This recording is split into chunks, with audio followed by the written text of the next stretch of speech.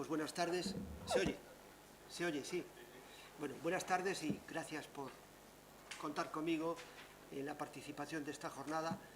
A ver, voy a intentar poner un poco de picante, según comentasteis en la anterior presentación, pero bueno, lo que me gustaría hablar sobre todo es de una frase que comentó al final de todo Jorge Roel, que no lo veo por aquí, que hablaba de, podemos todos los que estamos aquí hablar de lo que es el delta V. Estamos manejando un criterio para la valoración del criterio de intensidad cuando en realidad a lo mejor tampoco sabemos muy bien de lo que estamos hablando. Pues es un poco hablar de lo que es la validez de la biomecánica del impacto. La validez de la biomecánica del impacto, de la biomecánica forense, es una ciencia absolutamente consolidada a partir de la segunda mitad de la década pasada, cuando se empezó a investigar sobre todo en aeroespacial, ¿no? Los primeros investigadores eran aquellos que veían qué pasaba con los pilotos que salían catapultados de los portaaviones, que tenían unos síntomas inmediatos, así como una breve pérdida de conocimiento, ¿no? Hoy existe una ciencia totalmente consolidada en base a la investigación, publicaciones de enorme prestigio y de muy consolidadas, digamos, en la comunidad científica. La biomecánica del impacto, como veréis, ha evolucionado en los últimos 50 años, desde aquellos dummies primitivos de los años, finales de los años 50, el BioRIT-3 específico para cuello, estudios con cadáveres, trineos todavía con voluntarios. Esto solo sucede en Japón, ¿eh? Los trineos con voluntarios en este momento solo lo hacen en Japón. Modelos numéricos y modelos computacionales que acaban sustituyendo totalmente a lo que es la investigación clásica con dummies. Gracias a todo esto, hoy conocemos magnitudes físicas que se relacionan con la capacidad lesiva de un accidente. Sabemos que según el tipo de colisión y el valor delta V de la colisión, la probabilidad de una lesión grave expresada a la escala AIS depende de la tipología de colisión y del valor delta V. Sabemos la fuerza necesaria expresada en newtons para producir una fractura craneal. Sabemos la fuerza necesaria expresada en megapascales para romper un tendón supraespinoso. Conocemos la aceleración angular, la velocidad angular, la aceleración lineal necesaria para producir una lesión axonal difusa. Conocemos las magnitudes físicas que lesionan el cuerpo humano. Y eso nace de la investigación de la biomecánica del impacto. Conocemos, y gracias a la investigación de la biomecánica del impacto, se han implementado dispositivos de seguridad, cinturones cada vez más precisos, medidas como por ejemplo los reposacabezas activos, sistemas de regulación o de retención infantil. Esto nace de la investigación de la biomecánica del impacto. Y más recientemente, los sistemas ECOL. No sé si habéis oído hablar o conocéis lo que son los sistemas ECOL. Son estos dispositivos que llevan embarcados los vehículos que hacen una llamada de emergencia en caso de colisión. Pero ¿conocemos bien cómo funcionan? ¿Qué valora un ECOL? ¿Qué es un ECOL? Un ECOL es un dispositivo que va embarcado en el vehículo que lleva un acelerómetro y una tarjeta GSM. La tarjeta GSM lo que hace es geolocaliza la colisión en el momento del impacto y el acelerómetro mide la dirección de la fuerza principal de impacto y el delta V de esa colisión. Nosotros todavía no tenemos mucha experiencia, pero hay países como por ejemplo Japón.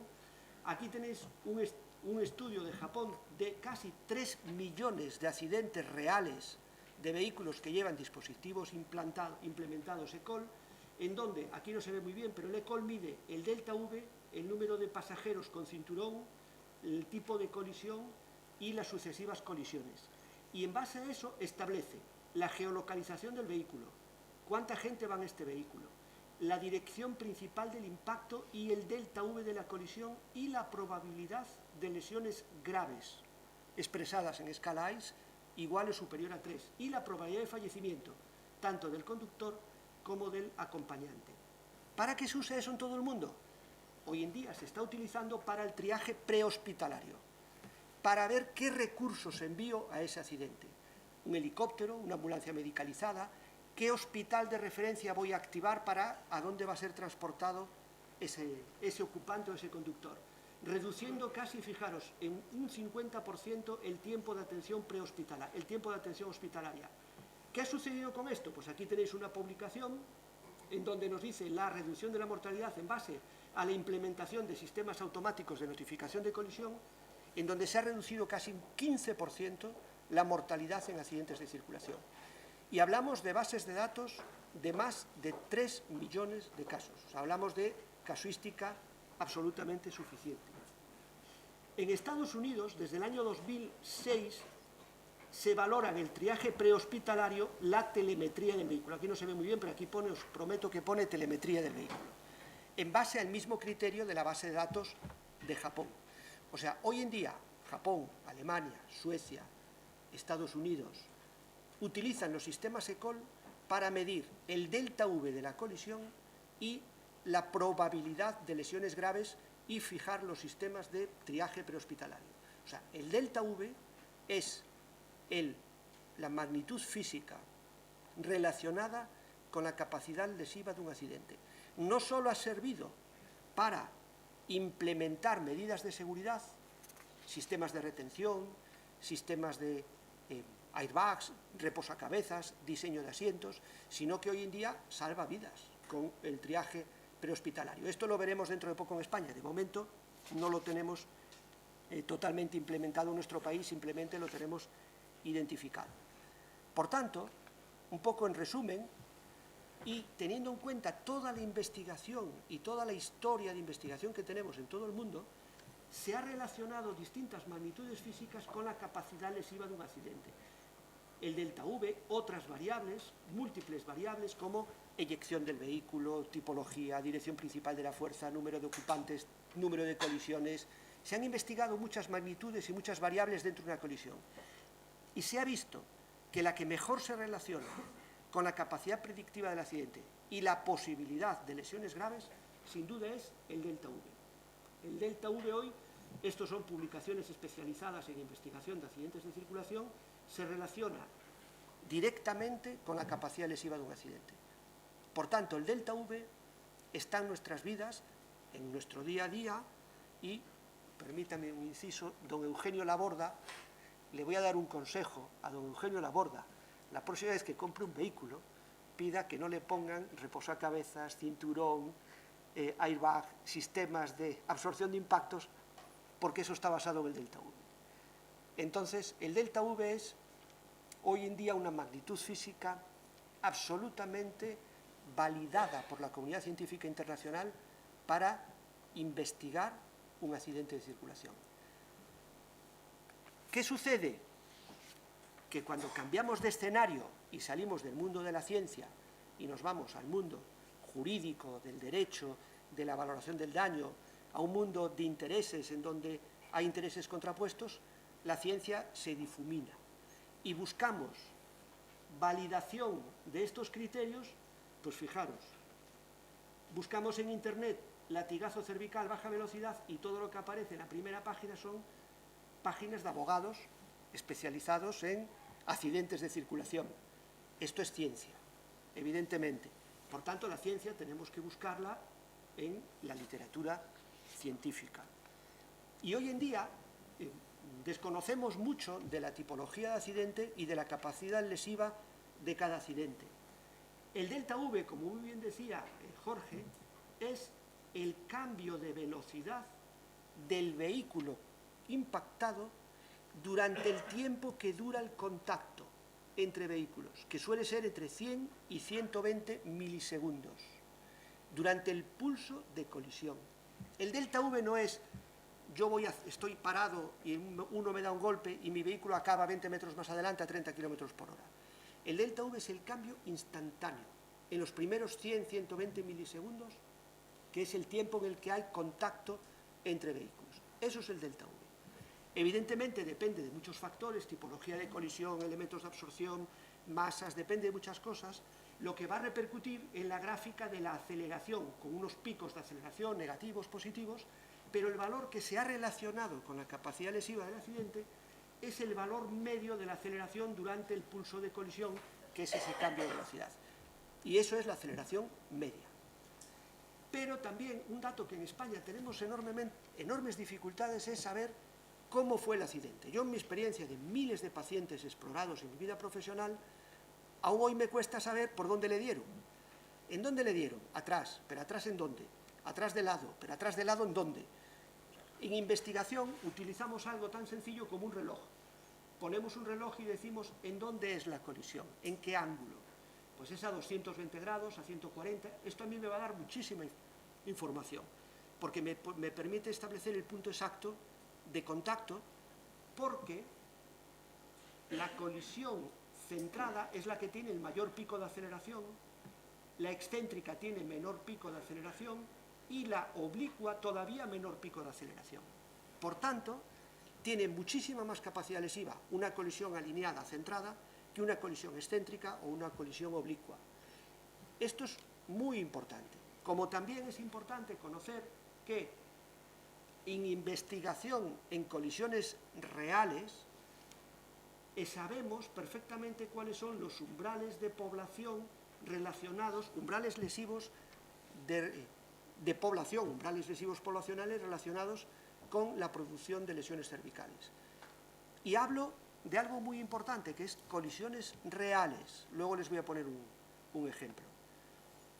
Algo que es muy habitual es,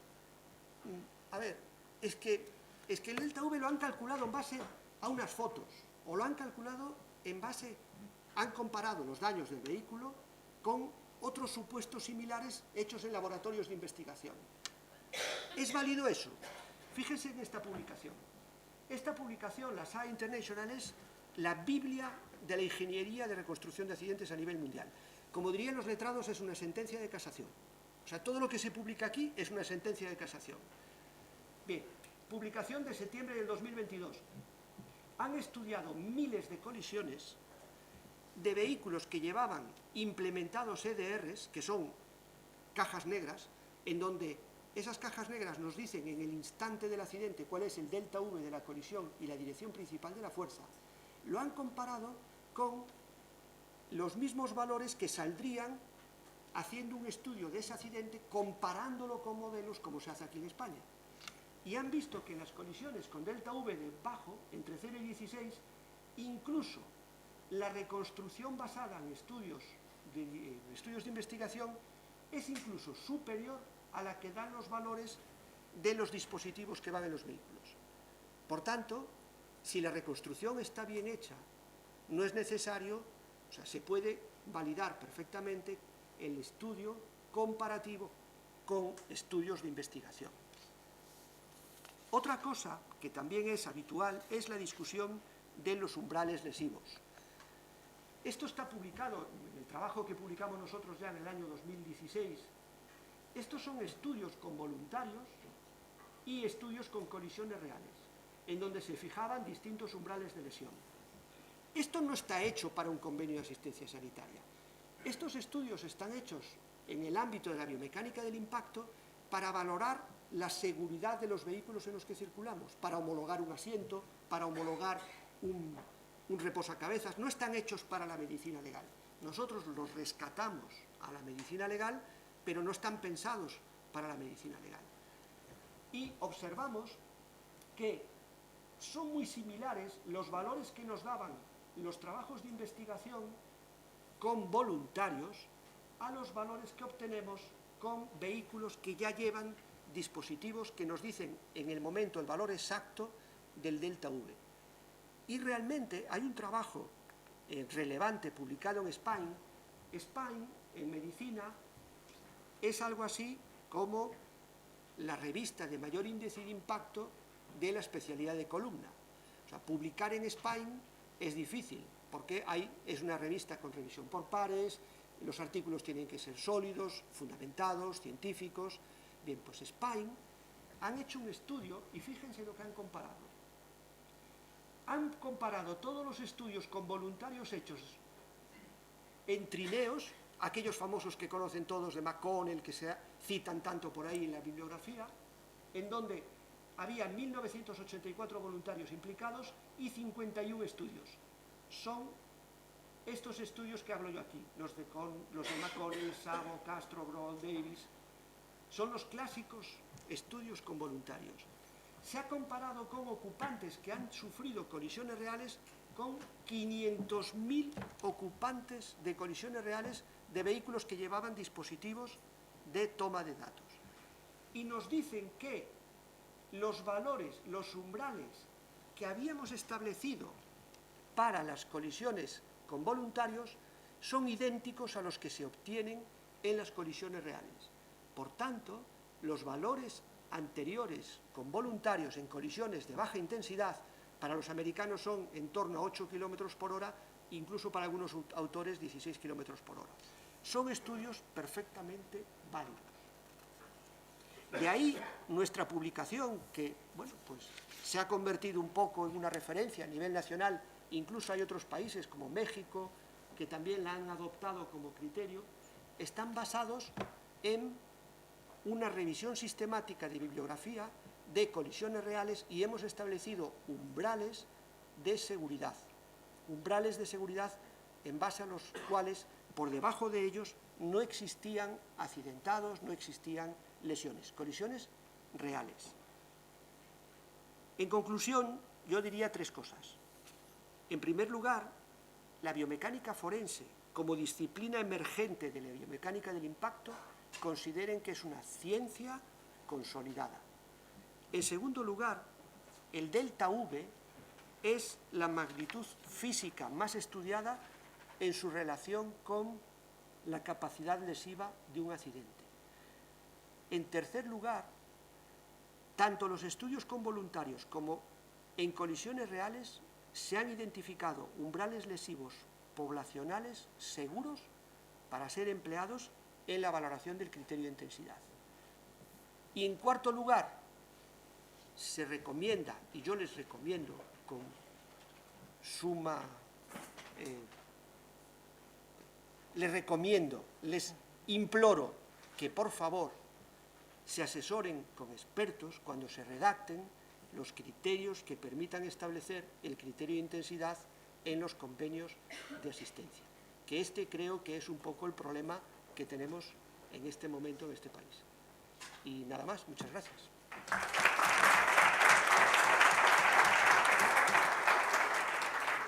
Muchas gracias por haber sido nombrado. Seguiré comprando el coche como me lo venden y seguiré creyendo que el Delta V es para los coches, porque la pregunta siempre será la misma. ¿El qué llevo al servicio médico de urgencias? ¿Llevo al coche o llevo al paciente? Porque si yo llevo al paciente y al paciente le duele, hombre, yo no me creeré 300 días, pero 10, 15. Ponemos en la carrera de medicina una asignatura que se llame Delta V. Esto necesita una respuesta inmediata, para no diluirme. No, yo trato de que esto se anime. Los umbrales calculados con dispositivos embarcados en el vehículo, el EDR está en el asiento del conductor. Por tanto, el valor que establece es el del punto del conductor. Segundo, en colisiones por debajo de 10 kilómetros por hora se ha visto que la aceleración de la cabeza, o sea, la aceleración de la cabeza y el tronco, es idéntica, o sea, que no varía. Por tanto, la aceleración del vehículo en esas colisiones de baja intensidad está en el mismo rango que la aceleración del ocupante. Luego, los servicios de urgencias de las clínicas adheridas a convenio no saben explorar pacientes porque no piden el Delta V. Yo he visto a pacientes en pero mi consulta en donde vienen 4 lesionados con diagnóstico de esguince cervical y luego voy al juicio y me dicen, no, es que se ha demostrado que no iban en el coche. Bien, y no. los 4 van con el mismo diagnóstico. Pero por eso estamos hablando del convenio de asistencia sanitaria. Pero por eso estamos aquí. Claro, en el sentido de que el médico que recibe al paciente en el convenio de asistencia sanitaria y te hacen el parte de urgencias te dice, refiere dolor cervical. Pero no le pregunta el Delta V. No, porque no lo sabe. No. Y porque posiblemente la Guardia Civil o la compañía de asistencia de seguros se haya llevado el coche, esto tarde 15, 20 días y cuando ya llevas un mes de asistencia sanitaria te llega el Delta V. No, si esto es porque lo vamos a complicar. Hay un dicho en medicina que dice el esguince cervical es un diagnóstico referido. No es un diagnóstico explorado. El dicho es que el dolor propio es insoportable y el dolor ajeno es mentira. Bien. Pero dejémoslo ahí. Encontraremos un punto de equilibrio. No, no te preocupes. Si yo lo que quiero es que, que esto funcione y que los convenios sean de otra manera. Porque la grande... Me he ajustado el tiempo, ¿eh? Eso te lo agradezco. Dijo Gregorio Marañón que lo primero que se pide cuando se ve a un paciente es una silla. Sí.